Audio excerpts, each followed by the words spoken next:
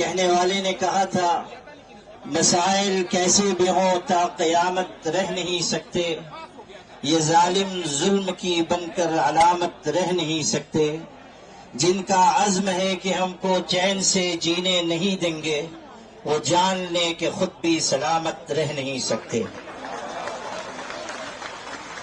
حضرات گرامی، ابھی ہمارے بہت سے فاضل مقررین نے یہاں گفتگو کی، اور یہ ہمارے لیے خوشی کی بات ہے کہ مختلف مذاہب کے نمائندگان نے بھی یہاں بات چیت کی۔ جب ہمارے سکھ بھائی یہاں بڑے عزم و ہمت کے ساتھ گفتگو کر رہے تھے اور اس بات کا اعلان کر رہے تھے کہ یہ لڑائی سب کو مل جل کر لڑنی ہے، اس وقت مجھے یہ خیال آ رہا تھا کہ نور کی ایک کرن ظلمات پہ بھاری ہوگی، رات تمہاری ہے تو کیا صبح ہماری ہوگی۔ میرے بھائیوں، اس دہلی نے بہت سے انقلابات دیکھے ہیں، ایک وہ بھی انقلاب دیکھا اس دہلی نے کہ جب اپنے حق کی لڑائی کے لیے ہمارے کسان بھائی آئے اور انہوں نے حکومت کو اپنے آگے جھکنے پر مجبور کیا۔ میں یہ بتانا چاہتا ہوں کہ ہمارے کسان بھائی روزی روٹی اور جان کے مسئلے کو لے کر آئے تھے، وقف کا معاملہ ہمارے ایمان کا مسئلہ ہے، اس لیے ہم کسی بھی قیمت پر اس میں حکومت کی مداخلت برداشت نہیں کریں گے۔ میرے بھائیوں، اس ملک کا جو رخ اور رویہ ہوتا چلا جا رہا ہے اور ملک میں برسر اقتدار طبقہ جس راستے پر جا رہا ہے اس سے ملک کے باشندوں کی تشویش بڑھتی جا رہی ہے۔ ہمیشہ یاد رکھیے، محبت ملکوں اور خاندانوں کو جوڑنے والی چیز ہے اور نفرت ملکوں اور خاندانوں کو توڑنے والی چیز ہے۔ نفرت کے راستے پر جو لوگ چل رہے ہیں اور ملک کو چلانا چاہتے ہیں وہ جان لیں کہ اس میں ملک کی سالمیت اور بقا نہیں ہے۔ اگر ملک باقی رہے گا تو محبت کے ساتھ اور ایک دوسرے کی مدد اور تعاون کے ساتھ باقی رہے گا۔ یہی پیغام آل انڈیا مسلم پرسنل اللہ بورڈ کا ہے کہ ہم سب اس ملک میں متحد ہو کر محبتوں کے ساتھ جیتے رہیں۔ ہمیں اس بات کی، ہمارے لیے یہ بات نہایت افسوسناک ہے کہ جوائنٹ پارلیمانی کمیٹی نے وہ رویہ اپنایا جو دوہرا رویہ کہا جا سکتا ہے، اور جے پی سی کے چیئرمین نے جس طرح کا بیان چند دن پہلے دیا ہے اس نے یہ واضح کر دیا کہ وہ امینڈمنٹ بل میں ترمیمات کے لیے سنجیدہ نہیں ہے بلکہ وہ کسی مخصوص ایجنڈے کے اوپر کام کر رہے ہیں۔ ہماری طرف سے یہ بات جب کہی گئی کہ ہم اس سلسلے میں آگے بڑھیں گے اور احتجاج ہو سکتا ہے اور یہ بھی ممکن ہے کہ شاہین باغ کی طرز پر کوئی احتجاج کیا جائے، تو کہنے والے ایک شخص نے کہا کہ جلیان والا باغ کو نہیں بھولنا چاہیے۔ ہم ان کو یہ یاد دلانا چاہتے ہیں کہ اگر آپ جنرل ڈائر کے راستے پر چلنا چاہتے ہیں تو سن لیجئے، آپ کی گولیاں کم پڑ جائیں گی، ہمارے سینے کم نہیں پڑیں گے۔ آپ کس کو دھمکی دے رہے ہیں اور آپ کس قوم کو مخاطب کر رہے ہیں؟ کہ آپ یہ سمجھتے ہیں کہ مسلمانوں کو خون کی ننھی منی ندیوں سے ڈرا کر آپ اپنے ایجنڈے پر چل سکیں گے؟ سن لیجئے، ہم وہ ہیں کہ خون کے بحر قلزم سے گزر کر بھی داستان عزم و عزیمت لکھ کر آپ کو دکھا دیں گے۔ میرے بھائیوں، آج یہ بات کی جا رہی ہے کہ ہم جلیان والا باغ بنا دیں گے۔ اس وقت کیا ہوا تھا میں یاد دلانا چاہتا ہوں، جب گولیاں چلائی گئیں تو وہاں پر ہندو بھائیوں کی، سکھوں کی، مسلمانوں کی لاشیں ایک دوسرے کے ساتھ ملی ہوئی پڑی ہوئی تھی۔ آج بھی ہم اسی راستے پر ہیں، اور آپ اگر انگریز کے راستے پر جانا چاہتے ہیں تو سن لیجئے، اتیاچار کرنے والے کبھی اس دنیا میں عافیت کے ساتھ زندگی نہیں گزار سکتے۔ اگر آپ انگریزوں کا راستہ چننا چاہتے ہیں تو سمجھ لیجئے کہ آپ کا انجام بھی وہی ہوگا جو انگریزوں کا انجام ہوا تھا۔ آل انڈیا مسلم پرسنل اللہ بورڈ اس ملک کے مسلمانوں کا سب سے متحدہ اور مشترکہ پلیٹ فارم ہے۔ اگر وہ یہ آواز دے رہا ہے کہ وقف ترمیمی بل کو واپس لیا جائے تو حکومت کو اس بل کو واپس لینا چاہیے۔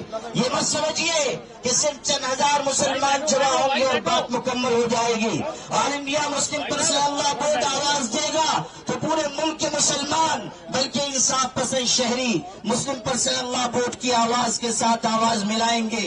اس لیے آپ سب بھی اس بات کا ہاتھ اٹھا کر عزم کیجئے کہ مسلم پرسن اللہ ووٹ جس تحریک کا بھی اعلان کرے گا آپ سب اس کا بھرپور طریقے سے ساتھ دیں گے.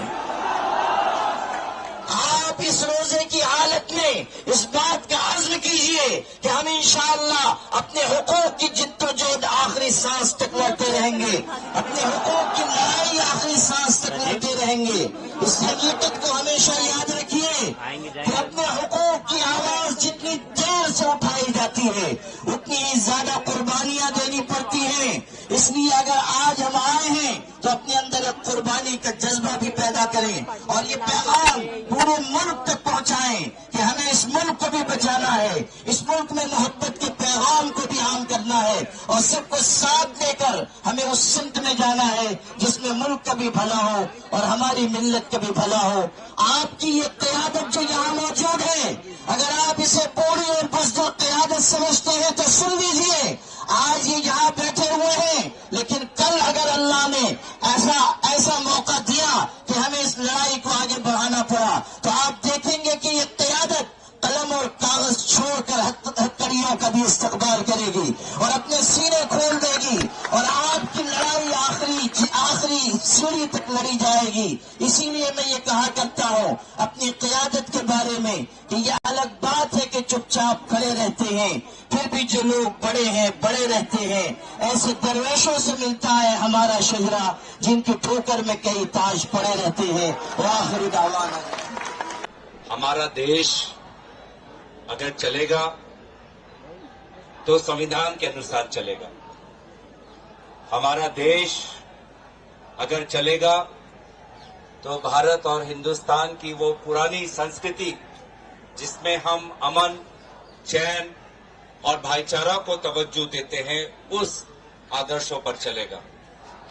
اور آج ہم سب سماج میں مل جل کر شانتی میں جینا چاہتے ہیں, امن کے ساتھ, بھائی چارے کے ساتھ, سدبھاونا کے ساتھ جینا چاہتے ہیں. ہم سبھی کے دھرموں نے سکھایا ہے کہ دھرم کا اگر پالن کرنا ہے تو اوروں کے دھرم کو بھی سمان کرنا پڑے گا.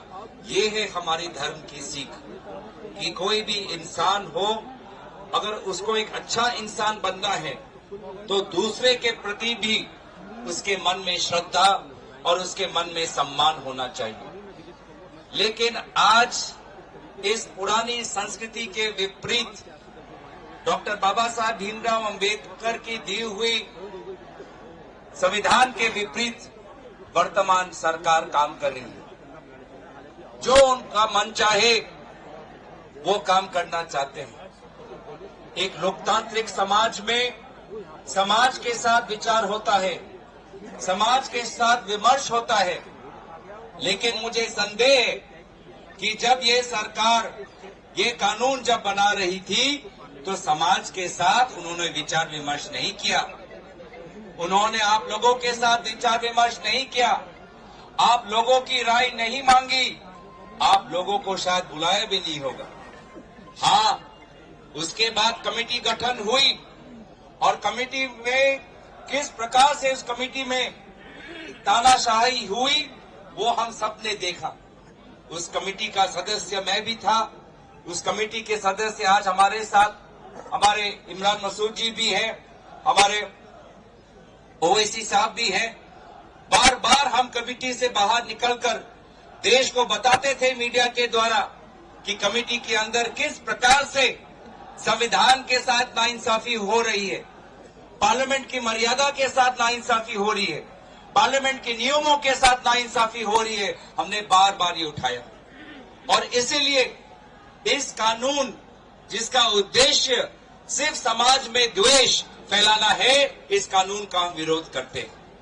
میں آج آپ کے بیچ میں آیا ہوں, میں آپ سبھی کا زیادہ وقت نہیں لینا چاہتا, لیکن یہ چند شبد کہنے کے لیے آپ نے جو مجھے اوسر دیا اس کے لیے میں اپنے تہہ دل سے سبھی کا شکریہ ادا کرتے ہوئے یہیں پہ اپنے وانی کو ونام دیتا ہوں. دھنیہ واد. کہ ایسے وقت میں کہ جب جانیے کہ پوری کی پوری माइनॉरिटीज पे हमला उस तरह से बढ़ा दिया गया है, और उसी के साथ साथ वो तमाम लोगों पर हमला कि जो आज के वक्त में बोल रहे हैं, अपनी बात रख रहे हैं, डिसेंट जो अपना जाहिर कर रहे हैं, उसमें हमारा विश्वविद्यालय भी उसी जगह पे आता है कि हर वक्त में जो तानाशाह है, जो सरकार है, उसके सामने झुकने के लिए तैयार नहीं होता है।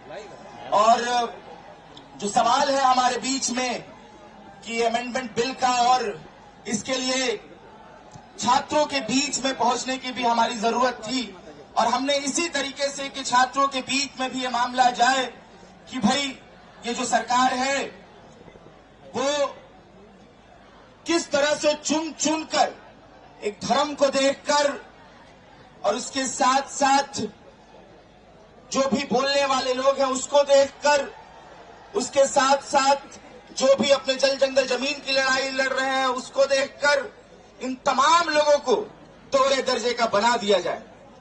हमने देखा है, हमने पढ़ा है कि स्ट्रक्चर कमेटी जब आई थी तो उसने रिकमेंड किया था कि वक्फ को और स्ट्रेंथन किया जाए और मजबूत किया जाए, ताकि इस देश में जो मुसलमानों की हालत बनाई गई है सरकारों के द्वारा, उसमें ताकत मिले, उनके हक और हुकूक और ज्यादा बढ़े, हक उनको ज्यादा मिले, ताकि देश जिस आईन से चलता है, जो बराबरी का हक देता है, वो फॉलो हो पाए। लेकिन ऐसा जो सरकारें ने नहीं किया, और जो मौजूदा जो 15 साल की निजाम है उसने पूरी तरह से कोशिश की कि किस तरीके से हम तुम पर हमला करें, किस तरीके से हम तुमको खत्म करें, किस तरीके से हम तुमको मारें, ताकि इस देश में एक बहुसंख्यक जो राजनीति है वो मौजूद रह सके और उनकी सत्ता, उनका निजाम चलते रह सके।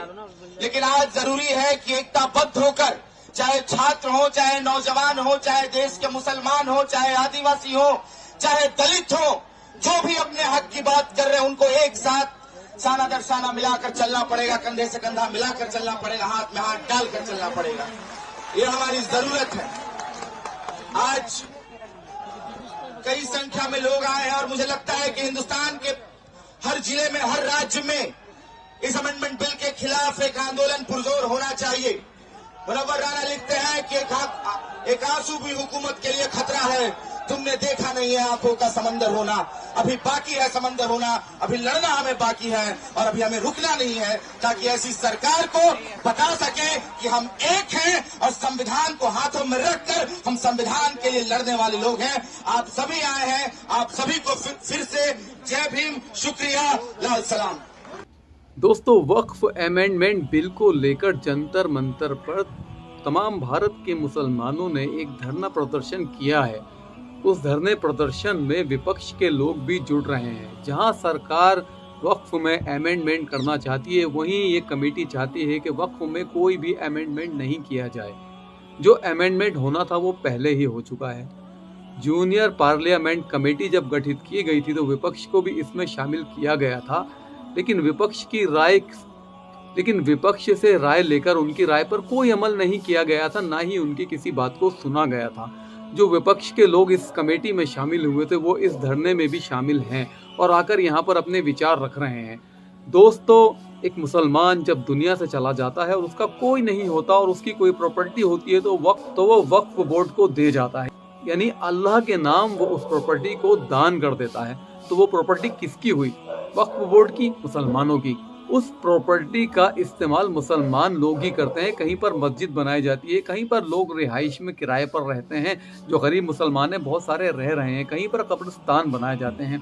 तो ऐसे में उस प्रॉपर्टी को, और ये जो इतना हंगामा मचा रहे हैं, जिन्हें वक्फ के बारे में कुछ भी नहीं मालूम है, वो धरना प्रदर्शन कर रहे हैं कि वक्फ बिल अमेंडमेंट होना चाहिए। आम जनता को इससे क्या मतलब, आम पब्लिक को इससे क्या मतलब? ये तो मुसलमानों की एक संस्था है, इसमें अमेंडमेंट क्यों हो रहा है? अमेंडमेंट अगर होगा भी तो वो मुसलमानों की सहमति से होगा। जब सहमति ही नहीं है तो फिर कैसा अमेंडमेंट?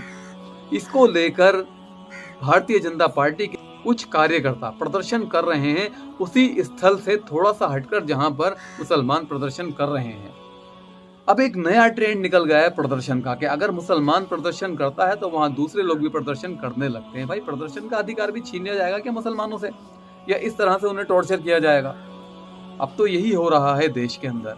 बहरहाल मेरे दोस्तों, इस अमेंडमेंट से कोई भी खुश नहीं है मुसलमानों में। आगे क्या होगा ये कुछ नहीं पता, लेकिन सरकार इसमें अमेंडमेंट करने जा रही है और बहुत जल्द ये प्रस्ताव रख दिया जाएगा।